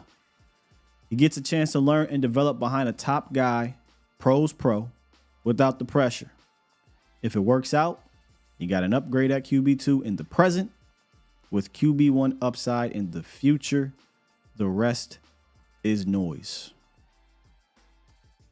Heavy emphasis on the rest is noise, because it is. But I get it. I get the content. I get wanting to, hey, let's dig deeper into this thing and find the dramatic part about this trade, and I get it, right? I get it. Definitely if your mind works that way. Oh, but you're gonna like this one, brother L. I said, if it doesn't work out, it's a 4th round pick, man. We're so accustomed to drama in Dallas, which is why, say it with me, we need a win. This is why we need a win. No other team. Because I don't watch the big networks, so I don't know how things are happening out there with the big networks. I don't. I'd imagine the story was hot and then now it's kind of died down. I don't know, not watching. But I don't know how many other teams would take such a positive thing. My voice is breaking. Such a positive thing for your team. And we spend endless amount of hours spinning it into this negative connotation. As I said in my tweet, it is baffling. Baffling to me. Now we can go further. We had a conversation with my guy yesterday about whether the look, Dak Prescott has $60 million cap hit next year. Trey Lance will be making over $20 million if you keep him on a 5th year option. If you give the 5th year option for 2025. So if not, that means he's going to be on a 1-year deal. Regardless, you are in a pickle, as they say out there. You are in a bind with these two gentlemen in regards to contracts. Now, you get Trey Lance this year and you get Trey Lance next year for cheap. Even if you don't pick up the 5th-year option, you got him for 2 seasons. I'll go back down this road. But if you don't, and you say, well, you know what, we're just going to rip the Band-Aid off on Dak Prescott if you don't extend him, what I'm saying. And you rip the Band-Aid off Dak Prescott, it will cost you $61 million in dead money. He has no trade clause, so forget about that. Why would he do that? Why would he, hey, I'm going to remove it when I know I can just I can collect my bread and become a free agent and go where I want to go. And the team doesn't have to take on that money. They can do their own new contract. Neither here nor there. How we've spun this into a negative thing to me just blows my mind. Just blows my mind, man. This is fantastic. And I digress. 803, what it is, what it do? What's up, Scott? How you doing, man? I'm doing good, man. Good. I'm gonna wrap it up pretty briefly, but I do got a few questions, a few things to talk about, but I'm trying to be quick for you. I'm gonna turn you up a little bit. You're mad low. Oh, can you hear me better now? Yep, much better. Here you go. Okay, yeah, I would say I'm gonna spit on a few things. I'm gonna try to wrap it up real quickly because I know you're trying to get up out of here. First, I would like to appreciate you only calling in maybe like 4 or 5 times a season. I only call in that much because I don't really have too much stuff new to add. I pretty much agree with everybody in the chat and on the calls. But last year I called in and shouted out Authentic and the Beard. And I just want to appreciate you for listening to the fan base, listening to the fans, and you guys put a show together that same week I called in. So I appreciate you for listening. Man, and he look. I respect all these content creators, but that's my guy. Like I legitimately watch Authentic's content, and then when Authentic and the Beard do their thing during the season, I watch their content. Look, I don't have time to watch everybody's content, but them and him in general. Oh yeah, let me sit down, let me listen, let me watch, man. He's like that, man. And I would advise a lot of Cowboy fans, if you want to get some insight on your rival team in the Giants, that's the guy to go to. As well as the NFC East. They do an NFC East breakdown, but yeah. Yeah, so I do appreciate you for doing that. The second thing is, are you familiar with Knicks? I'm pretty sure you are. Your guy Knicks. He probably in the chat. Yes, very very familiar. Okay. With So basically, kind of what you kind of spoke on. So he had about a 5-hour space on Twitter yesterday, and ever since Friday, he hosts like about 3 spaces a week. Yeah. Ever since Friday, the GOAT of spaces, by the way. But continue. Yeah, it's been Trey Lance talk, and he's sick of it. Like, he had a space last night. It was like, this is the last space I'm gonna have about Trey Lance. No matter which side you on, pro Dak, pro Trey, pro Jerry, anti Jerry for doing this move. Like, get it all out, get it off your chest, because I ain't speaking about it no more. Yeah. And basically, it went on about 5 hours. So I was wondering if you're gonna have that same sentiment on your show, like, because we trying to get ready for week 1. I know you don't want to spend a whole lot of time on the conspiracy side. Like, I can see giving updates on trade, but the whole conspiracy side of the whole trade move, I'm pretty sure you don't want to spend a whole lot of time on that going into the season. So I was wondering if that's the same thing you had in mind. You just heard my spiel on my tweet, right? That's the negative connotation I'm talking about. Like I just don't understand it.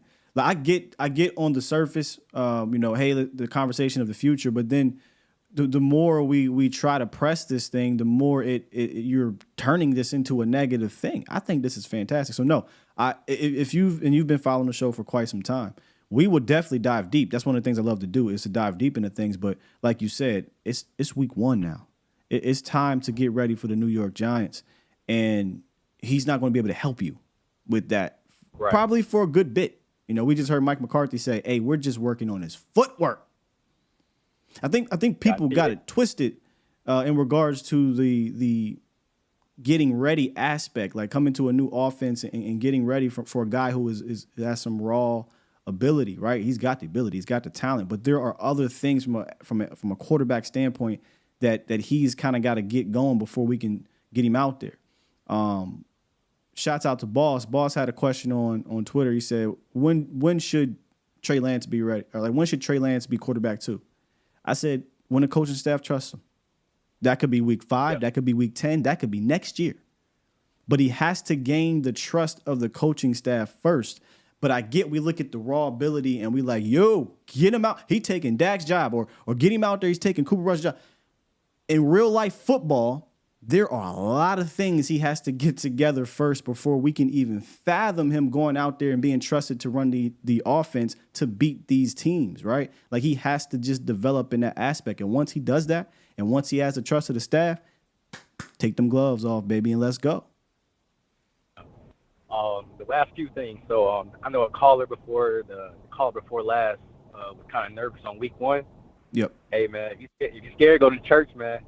I don't know what to tell you. Mel admitted though. He said maybe I'm scared, man. I mean, he said, look, yeah, I'm a little scared, man. But it's week 1. I think once he see us play, that confidence will come back. Yeah, I'm gonna tell you how I feel. This is how I feel on the inside. You ever seen that meme of the USC Trojans coming in to play Alabama? They're all on the ground like dogs. Yeah. That's how I feel. That's how I feel. Hold on, wait. Which one are you? Because they got their ass whooped. Oh, we gonna be Alabama. Okay. But we feeling like USC. I don't like that thought process, bro. Because they can not just use that analogy too, didn't I? I said they dogs on a chain and. No, man, don't. What made me think of that. That's what made me think of. As soon as you said that, I just thought about USC, but not the outcome though. Oh, please, Lord, not the outcome. They dropped like 62 on them boys. Yeah. So and what the beauty of what I don't really like college football. Like I watch it just to pass time. I don't have a team. Even if we lose week 1, the season is not over. The Bengals went 0-2 last year, and they was in the AFC Championship. In college football, you lose a game, your season might not even. No point even watching the rest of the season because you're gonna end up in the AutoZone Bowl if you had national championship hopes. You know what I'm saying? You're right. It's about how you finish 100%. Right. One of my mottos during the season is, week to week. We're going to do this thing week to week. It's the reason why I don't really like to go down the schedule and say win, loss. Everything changes once that clock strikes 0 for the next week. Everything. There's so much that goes into that week. So as you know, throughout the season, we covered this team week to week, top to bottom for the next opponent. And we respect all of our opponents, but right now we still kind of in that. We're in the offseason. So the offseason, we're going to talk our shit. But once we get to the regular season, it's week to week. We're going to talk about what the opponent does good, what they don't do good, and how we can beat them or how they could potentially beat us. And we'll go from there. But I'll say this, man, Cowboy fans, NFL fans, period, right? Well, I'll say NFL fans because only 17 games. A loss feels like the end of the world, and to many fans, and they're going to overreact, whether it be one way or the other. You just got to kind of get used to it. The last thing before I go, I know you and Box was talking about Aubrey with the number 1, and had the Debo music playing. I guess Jaron Curse was listening to that show. Walked up on Aubrey in the locker room and said, "Yeah, hand me that number 1." Yeah, hit him. Yeah. Hit him with the. Hey man. What bike? And come up off that one, Aubrey. Yeah. That's my bike, punk. That's my number, punk. Yeah. So, yeah, I'll let you go, man. Appreciate the show, man. I'll let you get back to it, man. Have a great rest of your day. Salute. Yeah, so apparently Jaron Curse is wearing number 1. I don't know what caller called in yesterday. We were naming players, and Jaron definitely. I think that's going to look fire. That's going to look fire. I would have loved to see Damone with number 1 in the middle, Rome in the middle and whatnot. But hell, you're going to see J-Ron down there in the box too. So J-Ron with number 1. I'd imagine a guy like Eric Scott might get 27 or something. Real quick, let me go look at his roster. Maybe Juan Ye. Juan Ye's number 30, right? Maybe Juan Ye gets 27. Juan Ye, Eric Scott, Noah. Those are 3 guys I can see switching up their number. All right, we're going to finish this thing out with our guy, Magic City Marv. What's goody? What up, family? How you doing? I'm doing good, man. Yeah, I'm doing good. I like, I like the way the Cowboys came this year, how they got their team organized. They finally did organization instead of the last 3 years. They did what now? Say that again. They finally got organized. Oh, okay. Yeah. They built the foundation from the ground up. Now, just throwing some kid in there just to call plays. It was all backwards. Uneven. Everything was uneven. I'm not worried about the Giants. See, the Giants try to be slick. They got the kid from us, the receiver, because they want to know the plays. But see, McCormick didn't do all his plays. And then, if y'all can see, in the camp, when they had the 3 receivers on one side, they didn't run that in the preseason.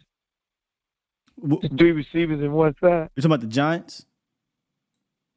Or yeah, when the Giants got the receiver that we had went to the Giants, Houston. Yeah, Dennis Houston, yep. Yeah, Dennis Houston went there. They said, oh, man, we got to get these plays. And then Dallas did the same to them, got one of their players. Right. I tweeted it yesterday. I said, look, man, and I tagged my guy Authentic. I said, y'all not slick. Let me see if I pull this up here. I said, y'all not slick. Wink Martindale 100% will be picking the brain of or picking his brain about the Cowboys offense in regards to Dennis Houston. But we went and got their center. So, yeah. Yes, that's even better. That center know all they play. That's better than the receiver, buddy. The receiver that he know he could call all the plays out. And the key thing, what's going to help us, our quarterback, a new quarterback, that's perfect because in the scout team, and it's going to help them too. They'll be running the Giants plays starting next week, all next week. That because he know that quarterback like to run, and he's going to be running the plays of the Giants. He's faster. He got an arm. You know, he's most talented quarterback. So that's going to help our linebackers because he like to run that fake, like he's going to give it to Saquon and then try to roll out. He know. You see what I'm saying? Yeah. So we know they play. That is beautiful. That is beautiful. So, and that's good when we run the Philly plays too with that quarterback. So he's gonna be learning. He's learning on the job. So I'm not even tripping on him. Whatever happens is gonna happen. I'm a Cowboy fan first, so that's why we always say, don't get attached to these players. Indeed. The most people that be on the most player that mostly stay on the team is the quarterback and the offensive lineman. Period. Everybody else I take that same thought process during draft season too, bro. Like I've learned, I cannot get attached to these players because you're scouting so many of these dudes, and you're only going to land a handful of them, right? And then we get all up in arms. Oh my God, I can't believe we took Tyler Smith, or I can't believe we took yada yada yada, and everything ends up being okay. But I'm with you. Being okay, and then everybody was crying about the DN. Oh well, there's a million DNs that we didn't see. Well, Marv. There's another lot of DNs out there that play just like the DN that we picked. Well, Marv, are you talking about Land? Small college. Yeah. Yeah. So look, I think you're allowed to be like, damn, man, we let Land go. That sucks, man. And have an emotional opinion about it because this guy was good. You want to be here, but in the same token, say, but it's good. It's cool. We're deep at the position. Let's go. I think that's fair. Because they were going. Ain't no way they was going to let Armstrong go. And then not Armstrong. What's our boy number 56? But I saw Coach Marv say we was going to trade Armstrong or cut him. I said, what? Let me reach out down there. I said, hey man, you heard anything about trading Dorrance Armstrong or cutting him? You know, I'm talking about 2 days ago when the cut downs were happening. Once the Sam Williams thing happened, I think all that got shut down. And it was like, man, I ain't heard any of that. Yeah, talking about trading not Armstrong, but the other DN. Fowler. Yeah, that's the one they was talking about. Not Fowler. He didn't suit up. And try to bring wait. Them guys were gonna pick Fowler up so fast. The Colts would have got Fowler 5 sacks. Don't you know how hard it is? I don't care if it's you know how hard it is to get 5 sacks?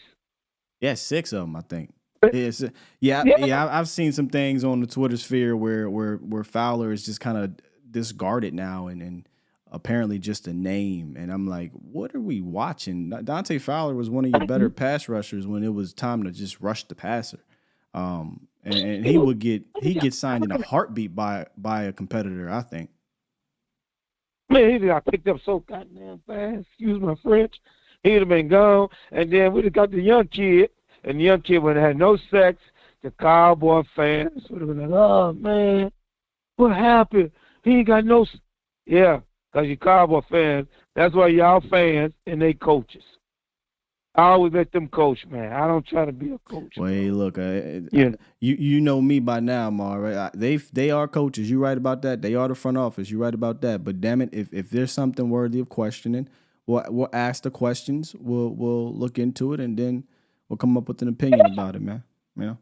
But hey, Marv, you know what I'm saying? Yeah, and that's fair. That's fair. You can't, But I'm not worried about the Giants game. Gonna be a beautiful game. And closing. But in closing, still you hit all the you dot the I's, cross the T's. Yeah. When you told that guy, would you rather have our defense or their defense? Would you rather have this or this? He couldn't say nothing. And this is the first time I ever felt this more confidence of the first game. Last year I had, I was kind of nervous. Oh yeah, I didn't know what was gonna happen. Yeah. Well, it was. But this year, yeah, this year I feel good because, like you say, and then we had 2 weeks to practice to get ready for the game. We just had 1 week because they played 4 preseason games, and then you went right to the game. This week, they got 2 weeks to prepare. So we're going to be ready, man. We'll be ready, Marvin. We're going to break it all down next week starting on Tuesday. Appreciate you, big dog. All right, man. Salute. It's Magic City Marv, man. Yeah, I just think, man, it's so different compared to last year. So different. But it's week one. Week one wacky, man. Week one wacky. Shouts out to y'all for the fantastic show today. We got a few more super chats, and then we're going to keep it moving here. Matthew B, appreciate you. Almost pressed this, but. Super chat.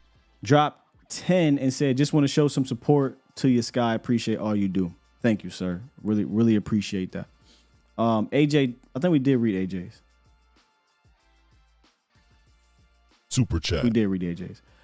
Chris, he dropped 5 earlier. We don't wipe them 304s. He said, have a great weekend, bro. Going to LSU game. Shouts out to you, man.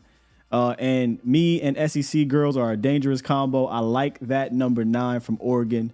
Noah Iguodala.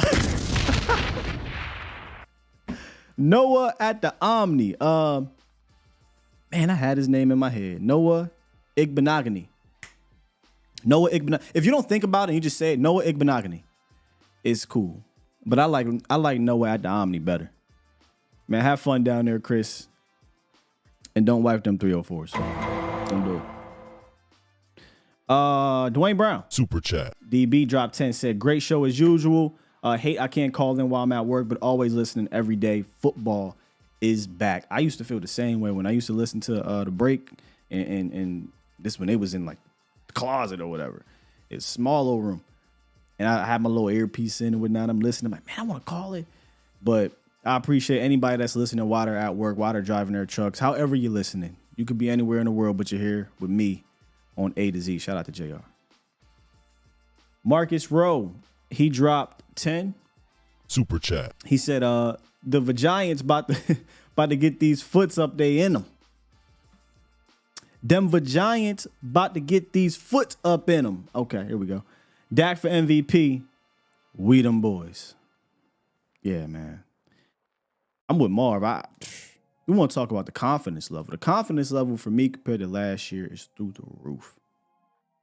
Through the roof, man. JD said he parked the truck. Oh, man, look, man. I don't want you to be late on your deliveries, but I definitely do salute our truck drivers. Y'all help keep America moving for sure. And then Sully dropped 5. Super chat. Said, Marv, I've reached the top. Quote, Marv, I've reached the top. Always think of you from Home Alone when you call. Oh, okay. You talk about Marv when he got to the top of the steps or something like that. Home Alone. I can't wait. Honestly, that's the best thing about Christmas is watching the Home Alone movies. It's the best thing.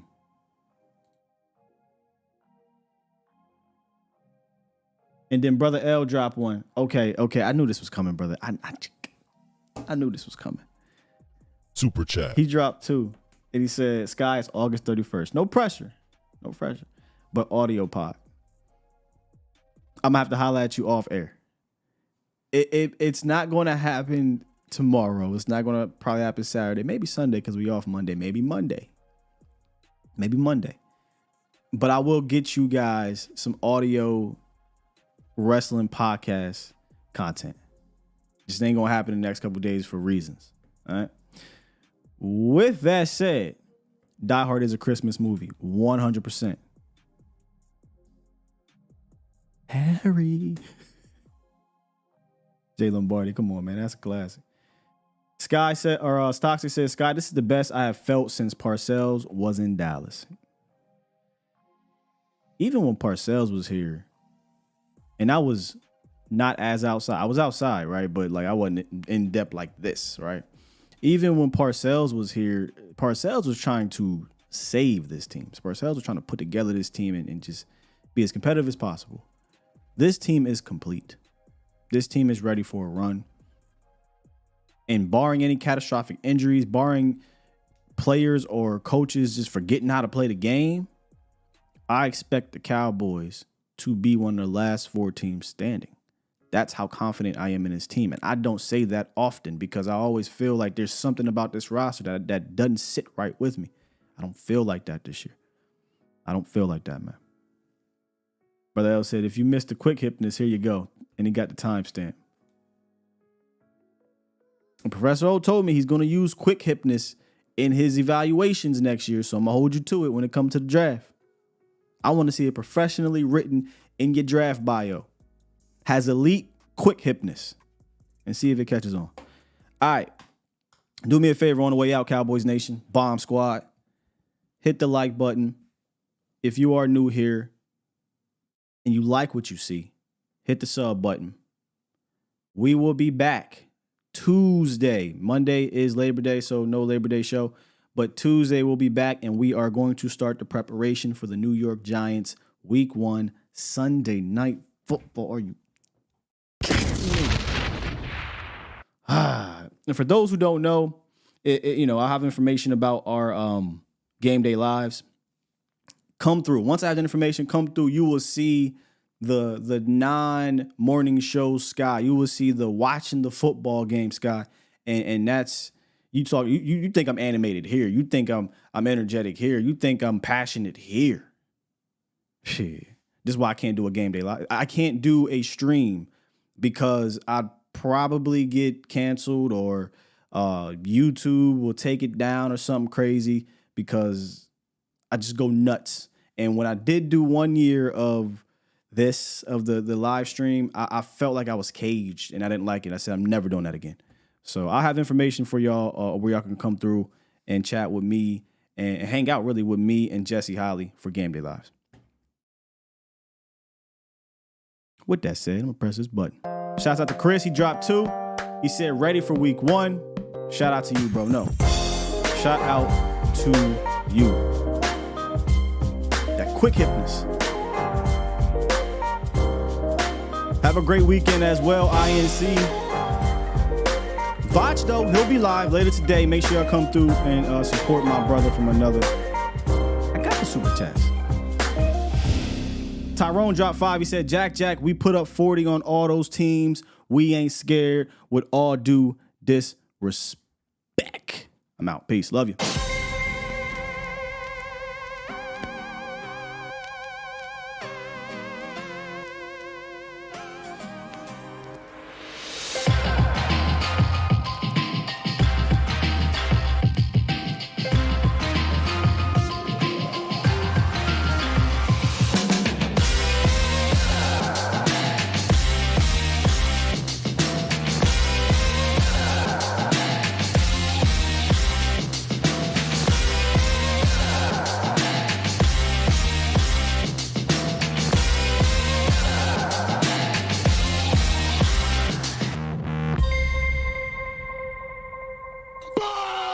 Squad!